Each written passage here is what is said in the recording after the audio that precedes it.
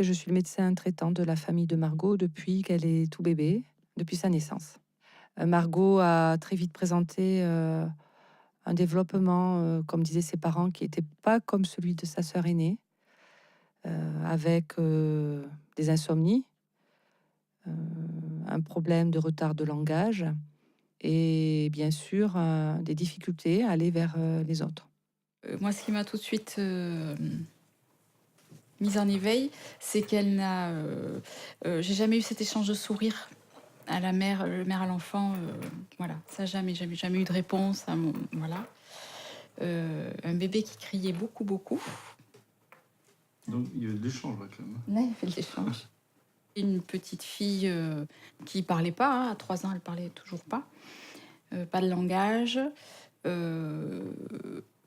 Toujours la bouche ouverte, je sais pas pourquoi. Son seul moyen de communication était de mordre les autres. Et aussi des grands moments de difficulté de séparation. C'est-à-dire que même si j'allais aux toilettes, elle était derrière la porte en hurlant et en tambourinant sur la porte. C'est ainsi que nous avons décidé, les parents de Margot et moi-même, de l'adresser à un pédopsychiatre psychanalytique. C'était de toute façon un choix discuté et ce sont les parents qui ont au final décidé où aller. Elle avait 2 ans et demi. Voilà. 2 2 ans et demi, 3 ans. Voilà. Première séance chez le psy. Et là, elle y est allée 2 fois par semaine jusqu'à ses 6 ans. Elle avait fait de tels progrès déjà, et c'est vrai, hein, elle était en CP. Elle avait réussi à apprendre à lire, ce qui était difficile au début. C'est vrai que l'entrée en CP a été très très très dure. Voilà, une fois qu'elle a pris ses marques, ses repères et qu'elle sait comment faire et ce qu'on lui demande, elle le fait très très bien. Après, là, la difficulté a été à l'adolescence, hein, le collège. Retravailler sur la relation aux autres, ça a été vraiment des moments difficiles pour elle. Donc là, elle a repris des séances chez le psy. Bah, ça me fait un peu mal parce que j'ai l'impression que les gens, du coup, ils me mettent un peu à part. Mais j'ai pas envie qu'on me mette à part parce que je me considère comme une personne, comme eux. C'est pas parce que voilà, je suis autiste que du coup, on doit me mettre à part et qu'on doit me traiter différemment des autres.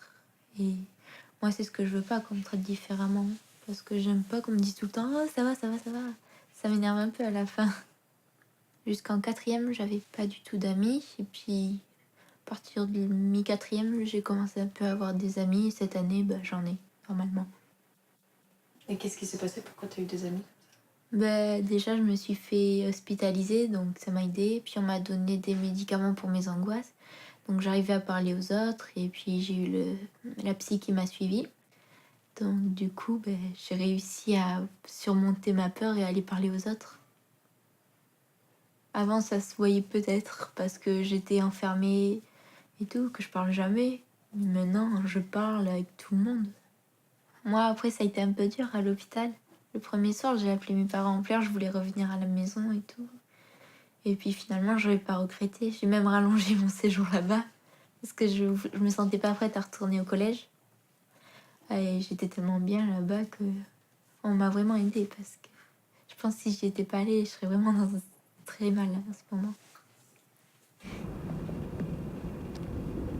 Je tremblais, je manquais un peu d'air et tout. C'était paralysant en fait. Par exemple, s'il fallait que je demande quelque chose à quelqu'un, je pouvais pas, je commençais à pleurer, je me bloquais sur place, je pouvais plus bouger ni rien. Puis après, mes parents ils comprenaient pas forcément les angoisses. Et j'aime bien parler quand je vais pas bien, et ce que j'aime pas dire à mes parents, j'aime bien le dire au psy. Et de temps en temps, elle m'aide à aller mieux, elle me donne des solutions, et ça m'aide vraiment.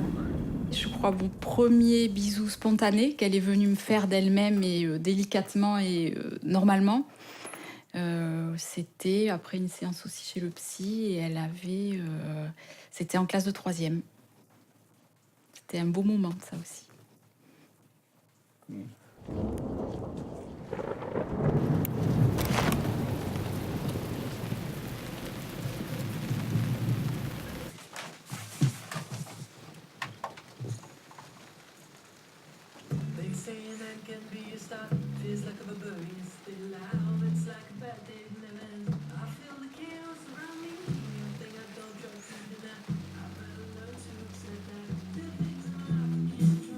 petite, j'étais souvent le souffre-douleur à l'école.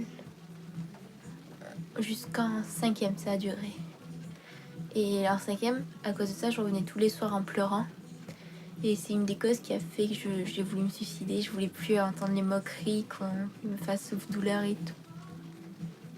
J'ouvrais mon Vélux, je me disais, et si je sautais du toit, ou et si je me coupais les veines, ou je me coupais la respiration. Enfin, il y a de temps en temps où il y a des fois où je repense au suicide, et puis parce que j'aime pas ma vie. Et puis après, je me dis que finalement, elle est pas si mal que ça. J'aime pas en parler. Parce que après, on peut me prendre pour une dépressive. Et je suis pas dépressive. Je suis plutôt joyeuse, justement. Ouais. Je pense que les prises en charge en institution, telles qu'elles sont proposées actuellement, essaient de faire entrer les enfants dans des cases. C'est-à-dire, pour faire un diagnostic, il faut présenter tel ou tel symptôme. Et donc, la prise en charge qui est adaptée au nombre de cases cochées ne peut pas se faire. Donc, ça m'a conforté dans mon attitude, l'attitude que j'ai et que je garde, d'adresser plutôt les enfants vers des prises en charge globales. L'idée, c'est d'arriver à ce que l'enfant lui-même trouve les ressources et trouve ses solutions pour aller vers les autres et avoir envie de communiquer avec les autres. Et non pas à arriver à lui faire ce que nous voulons qu'il fasse. J'aimerais bien faire sage-femme. Pourquoi? Je sais pas, je trouve que c'est un beau métier. Puis j'aime beaucoup les enfants et puis être au contact des gens. Et je trouve que c'est une certaine façon qu'on aide à donner la vie. Donc, moi, je trouve ça magnifique comme métier.